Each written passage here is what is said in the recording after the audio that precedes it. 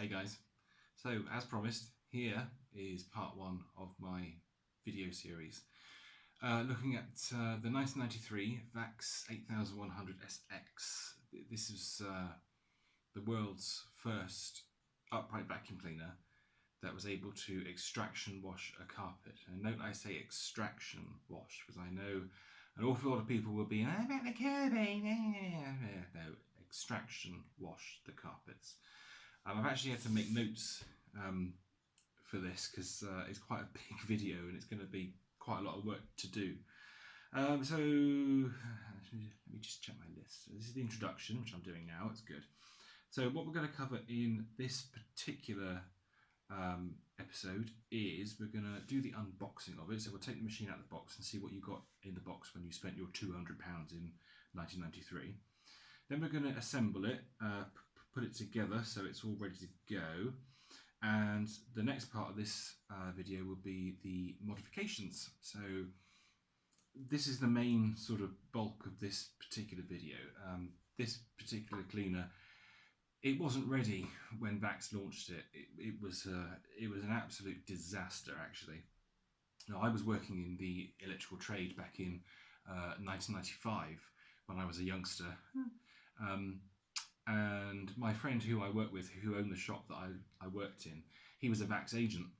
So he used to do all the modifications and repairs and everything to these cleaners. And I can remember that there were an awful lot to do. VAX actually sent out a folder to each of their agents that said through in detail exactly what they had to do to make the mods to the machines. And what was quite funny is that every couple of months there'd be a new mod for it.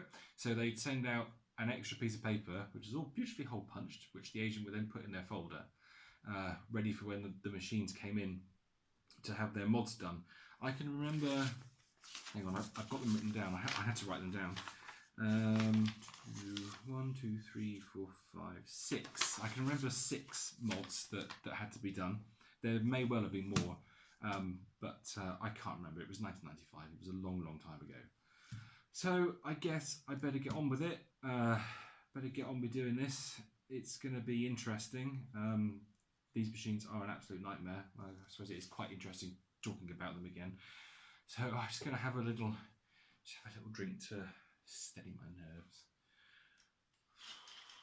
Just have a little G&T.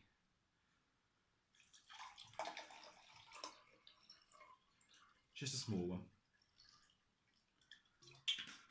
Oh, I need this.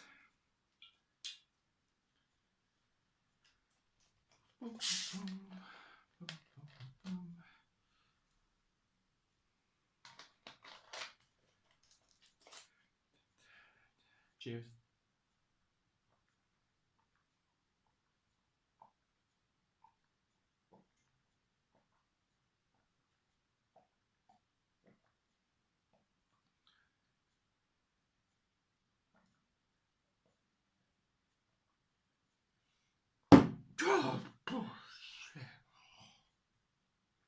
Right, let's do it. Here we go then. Let's take this beast out of the box. So what have we got here then? Let's open it up. I do like the fact it says on this made in Droitwich, England, which is quite nice. That's when VAX used to make their appliances in the UK. Those days are long gone. You've got this quite interesting picture here on the box, so it shows all the wet tools. I think basically what it's saying is all of this is actually located in the waste recovery bucket. So if people were looking through and they were thinking, oh, I haven't got my vacuum floor tool, well, that's because it was in the bucket. That's why. Haha. Very clever, VAX. Well done. Right, what we've got here. Let's start with this. We've got a bag. There's a bag. Put it over there.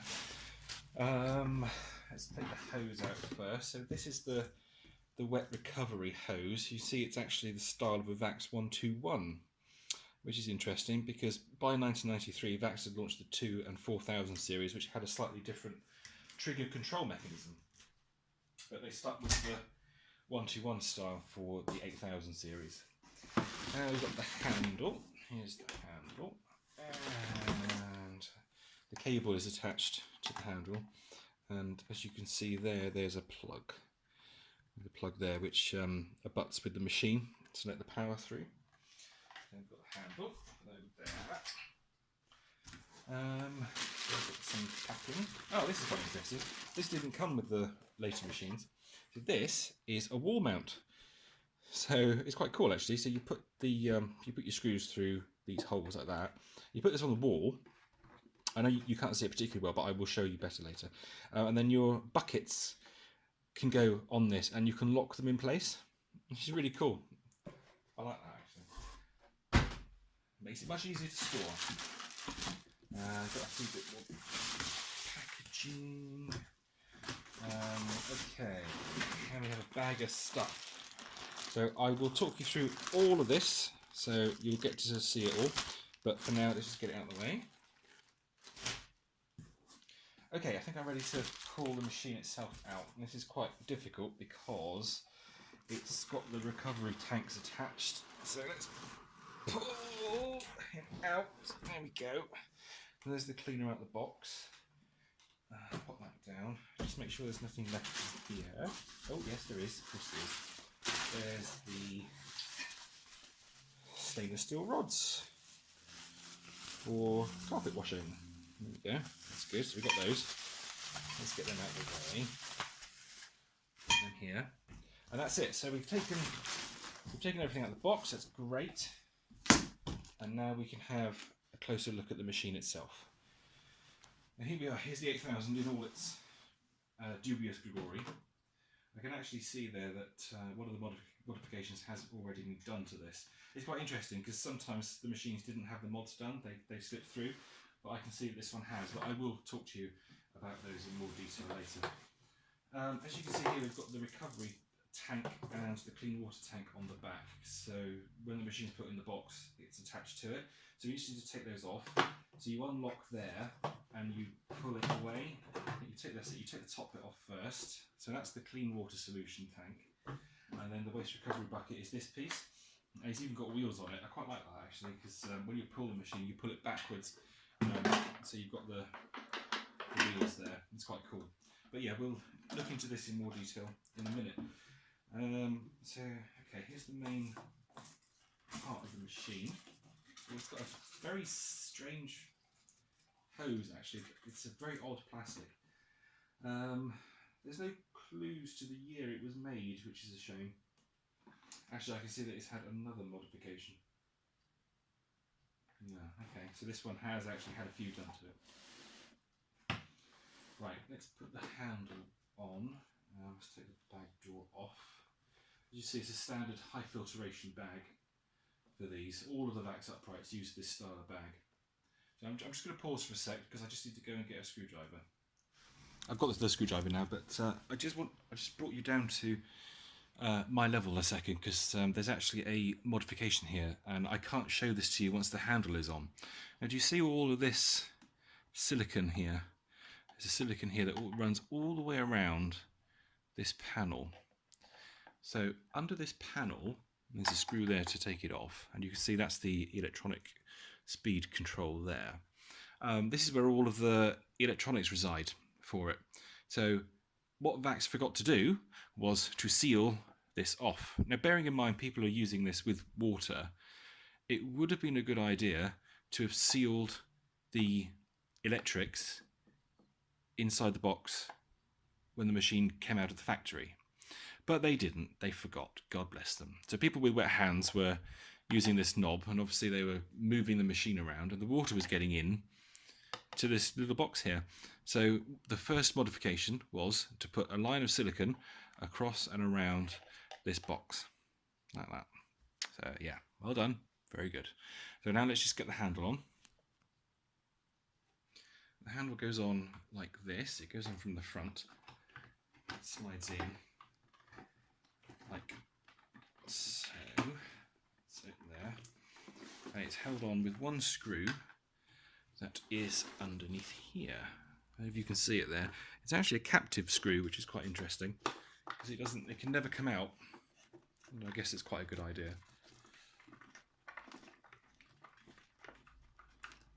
There we go. So with the handle attached, you have the bag door release switch. So now we can put the bag door back on. And hopefully, yes, it clips into place. So that's good. So now the machine is assembled and we can start to use it. But before we use it, let's have a look at what else you got in the box. Here's the recovery bucket again, the bit that clips to the back of the machine. So as you can see, everything is stored inside it for transportation. So you have your all-purpose tool, you have your dusting brush, there's the lid for the recovery bucket, which goes on like that. We'll see that again when we do the washing video. Here's your standard 1-to-1 style waxing head. You also got the mini head as well for washing carpets and such, upholstery and such like. And here is the clean water tube. Now I've just realised actually that the spill pickup tool is not here. I don't know where it's gone, which is a shame, because I really wanted to show you that because it's quite an interesting little piece of engineering. So sorry about that, can't show you that one, but never mind. I'm sure I can find something else to show you. If we just have a quick look at the back of the machine again, there's no space to put the all-purpose tool. You don't get to carry that around with you when you're dry vacuuming, but there is space for the dusting brush, which sticks out like that. Now that if I just move the camera a sec, the spill pickup tool actually fits in this opening here. It has a groove here and a little tiny, which always wore away. I'll move up a little bit, sorry. A little tiny area there which holds it in place at the top. So yeah, I haven't got it. It's a real shame. But yeah, that's the back of the machine. So let's have a look at what came in that little bag. Here's the bag of bits. So let's tip it out and see what you've got as standard. Here's this looks like an additional piece of information for your VAX. A permanent filter has been built into your VAX which you will need to clean regularly to ensure continued efficient performance of your VAX. It can be cleaned easily by vacuuming using the crevice tool and integral hose. The illustrations below show where to vacuum the filter. We recommend you clean the filter every time you fit a new dust bag. So this is quite interesting. This is all part of the issues they had with the machine's cooling system, which I will come on to shortly. And here's some more additional info. Vacuuming tool for upholstery and stairs. An additional tool has been included with your VAX to help you when vacuuming up upholstery and stairs. This tool is in addition to the crevice tool and dust brush carried on the back of your VAX and can be found in your recovery tank. To use, just attach the tool to an integral hose as shown for the crevice tool and dust brush on page 3 of your user manual. So that just shows they realised, oh hell, we haven't included an AP tool. So we need to put one in quickly, get one made, stick it in the recovery bucket. And then we have selecting the height position for vacuuming. You will find it easier to select the correct setting for vacuuming different floor types, or when setting up to wash by taking the weight off the front of your VAX. You can do this by slightly tipping your VAX backward as shown here. So this is something they missed out from the instruction book. We have a spare set of filters. So this tiny little filter goes in the top of the recovery tank. I'll show you that when we do the washing video. And then we have a tiny little filter for the bag compartment. This is the pre-motor filter. And then you have 2 filters, which are the exhaust filters, which go on the front of the machine. You also get a nice packet of genuine VAX dust bags, which are the high filtration type, and you get a load of filters in there as well. Thank you, VAX, very kind. This is what the bags look like when they're out of the machine. As you can see, they are branded VAX as well, which is quite nice. This is really good stuff, actually. I think the 8000 series was the first machine to use this style bag, or possibly the Electrolux 4x4. I'm not sure which came first. Let me have another spare filter. The instruction book itself is probably in my collection of leaflets. Here we've got a little leaflet here, which is congratulations on the purchase of a VAX upright from the 8000 range. Oh, I'm not going to read all of this, but it explains what this odd thing is for. So the internals of the vacuum cleaner were so complex, and these cleaners blocked up all the time. It was one of the major problems that they had. They would always block because the air ducting tubes were not particularly thick, and they weren't particularly well designed. They had quite sharp bends in them. So VAX included this this bizarre drain cleaner. I mean, it does look like a drain cleaner, so you could stuff up your VAX and then give it a good smacking about, and then pull out all the rubbish from its internal tubes. I mean, bloody hell. You just wouldn't expect that these days, would you? You just wouldn't. I mean, Dyson wouldn't do that. It's mad.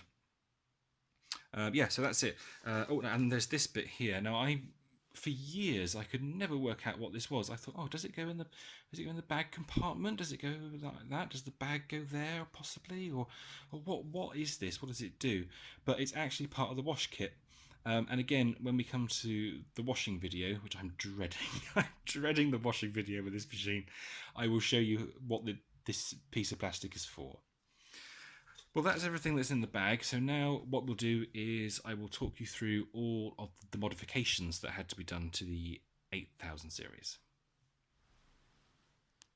Now this might be slightly tricky to do because I have to keep moving the machine around. So, okay, we've done the seal at the top of the dust box. Now, this height control mechanism was quite sensitive. It used to break an awful lot. Now, what's happening here is that there's a bar that runs across the front of the chassis, and it's connected at this end, and then it runs through like a runner in the middle. So when you move this end, the bar moves up and down, and then it adjusts the height of the wheels. And one of the modifications for the cleaner was to put a cable tie in place. And if you could see it, no, it's difficult to see. In fact, if memory serves, I think it might be inside. So what the agents had to do was they had to put a cable tie inside on this runner here, because this, I think it was the fact that these wheels used to fall out. So they used to have to put a cable tie up inside the cleaner to hold the wheels in, which is a bit mental. So that was one of the modifications. This particular cleaner had a real struggle with its cooling system. So if I show you what's going on here, now obviously because it's a wet and dry vacuum cleaner, it has a bypass motor.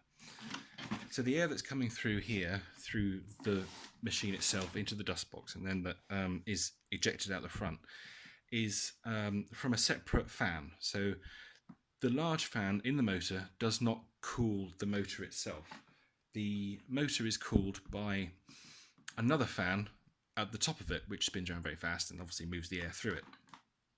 Now, that was one of the biggest problems with this, the cooling system. It just didn't work very well. And actually, you probably didn't notice, but on the video of the T-Series I did, the T-Series upright, which is a later variation of the 8000, is it has slits here. And those are not part of the machine's styling. Those are the airflow in point where the machine pulls in the cooling air.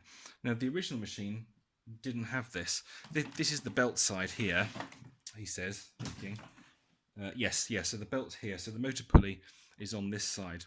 So the cooling fan for the motor is just there. It's just there. So one of the modifications, and now that I look at this, I think this might be a slightly later 8000, was to drill holes in the chassis. So the agents actually had to drill holes in the chassis. Now I'm going to have to lower the camera down so you can see this. So bear with me a second. I'm actually going to hold the camera so it's slightly easier. Now, do you see those holes there?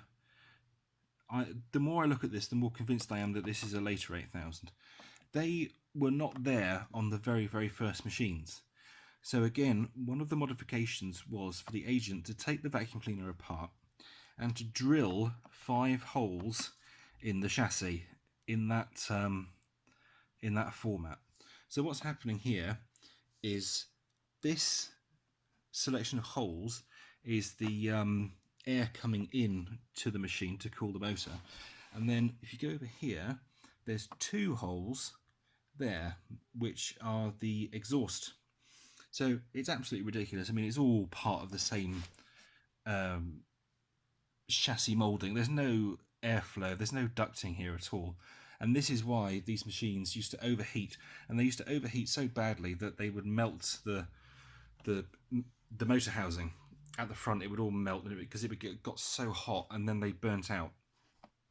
So that's the that's one of the modifications there. Let me put the camera back up, right? Another modification was the clutch control arm, which is this piece shown here. Now, when the machine is in upright, when the handle is upright, in fact, I can show you here. Look, you see that is this clutch actuation arm. That's very difficult to say.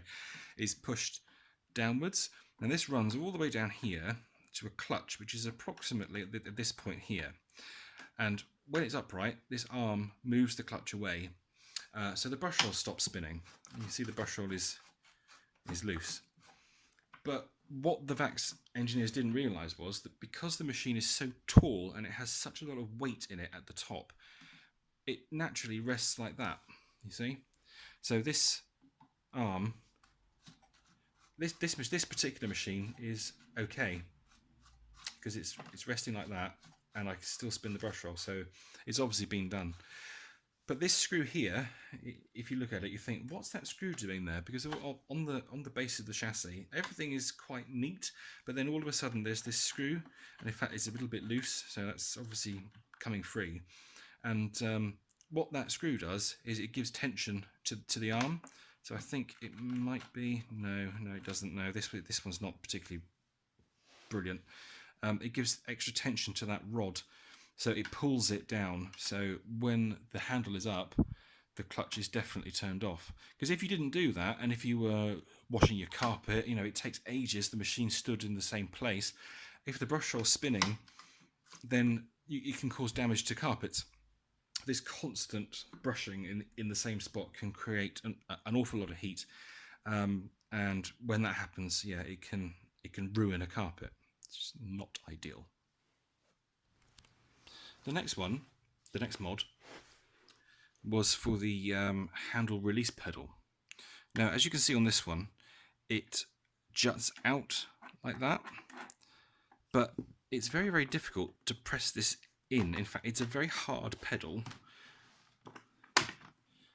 and your natural inclination is to press down on it. But this is actually the second version of it. The original machines had a flat pedal which ran that way, so it was almost impossible to put your foot on it and push it in, because you basically push it in, you don't push it down, you push it in, to get the handle down. So what customers were doing was that they were sticking their foot on it, they're pressing down on it. Either their foot would slide off it completely, or they'd think they pressed it and then pull the handle back, and of course that would snap the ratchet inside. So this is their modification for this, is to extend the pedal out, so the pressure should run, the pressure from your foot should run across these ridges here and actually push it in. I mean, it's still really bad. It's a bad idea. And again, if you look at the video of the T1300, the ratchet release pedal is here. It's actually on the top, and you push it down rather than pushing it forward. The final modification that VAX released for the 8000 series was a complete new chassis. And when I say a complete new chassis, I mean this entire base was changed. It's quite interesting actually, because when I was working at my friend's shop, as I say, he was a VAX agent, so he would have been sent these mod parts, and I was looking around upstairs one day and I found this box with VAX written on it. And opened it up, and I thought to myself, well, what's that? That's interesting, because the T series had been launched by that time. It was either, I can't remember what series they went in. 8000 was first, then I think it was New Wave, then T series, and then finally HF 1400. I think that's how it went. So New Wave was on the market, and it has, as you saw on the T series video, it had the height control knob in the middle, and it was a complete new wave style chassis. So all this was gone. You kept the back body, and you put the body onto the new chassis. Now, obviously, that new chassis had all of the modifications done to it. It was a complete change, which fixed the majority of the problems that the VAX Appliance had. I had an 8000 at the time, and I put that chassis onto it. There was a complete blue chassis. Oh, and also as well, I don't know if you can see here. No, you can't see. But the hose. Hang on a sec.